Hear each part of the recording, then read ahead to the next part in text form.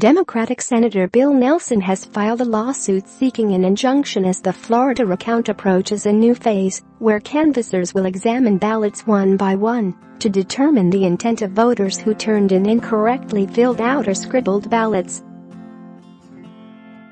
Nelson and the Democratic Senatorial Campaign Committee are seeking a court injunction over the vote count standards in a suit filed by election lawyer Marc Elias Absent. Relief. Scores of eligible Florida voters stand to be disenfranchised, not on the basis of her eligibility to vote or whether she has clearly indicated her choice of candidate, but rather on the basis of arbitrary and unconstitutional standards in violation of the 14th Amendment to the U.S. Constitution, according to the suit.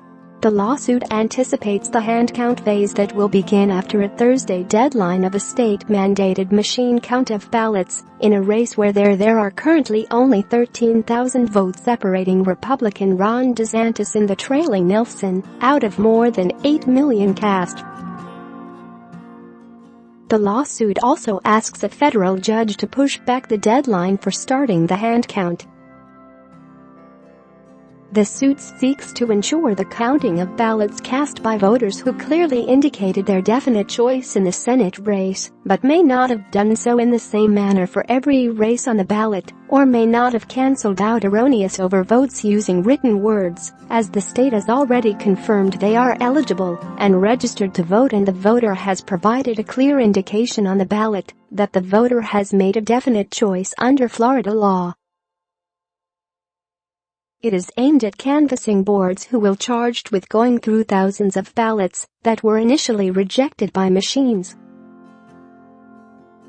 These voters' fundamental right to vote and to have their votes counted depends on the application of regulatory standards for determining voter intent, i.e., whether the voter's ballot contains a clear indication that the voter in fact made a definite choice in the race, according to the race.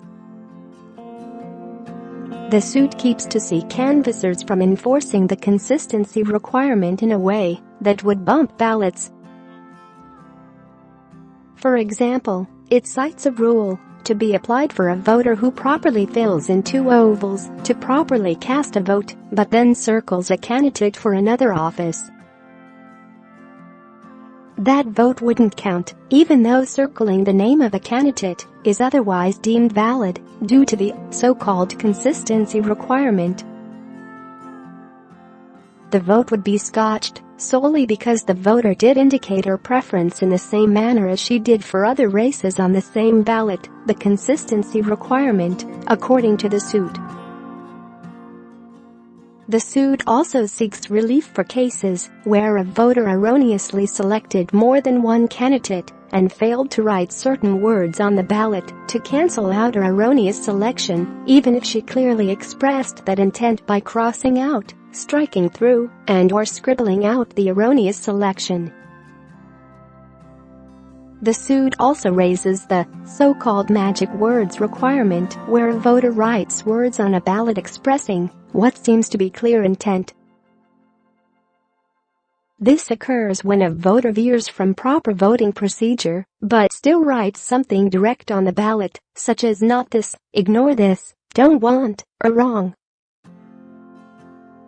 In these cases, the voter's definite choice is clearly indicated. However, the suit seeks to expand the universe of allowable votes in such cases where a voter has crossed out with an X, stricken through, or scribbled out one choice and then marked a different choice in one of the ways permitted by Rule 1-2.